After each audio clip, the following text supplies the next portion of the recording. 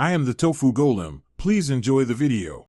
You start by eliminating the obvious culprits, water and crumbs. Drain the oil into a clean container, then skim and discard solids. This removes nucleation sites for bubbles. Once done, dry the pan and lid thoroughly with a towel and a short blast of heat. Moisture trapped in crevices causes foaming. Make sure to measure the oil volume and note its smoke point and how long it's been used, because degraded oil foams more, and you'll need that data to choose the next actions. You now stabilize the oil's chemistry so it behaves.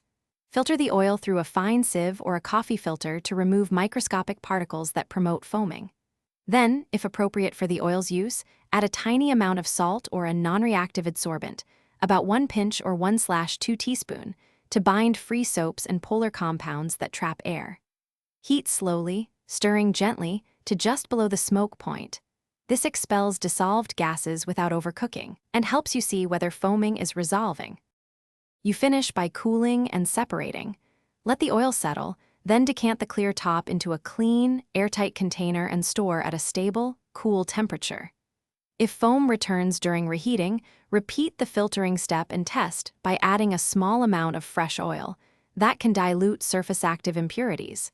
If foaming persists despite these steps, dispose of the oil. Continued foaming signals chemical breakdown or contamination that causes off flavors. Thanks for watching. Consider subscribing if we helped you today.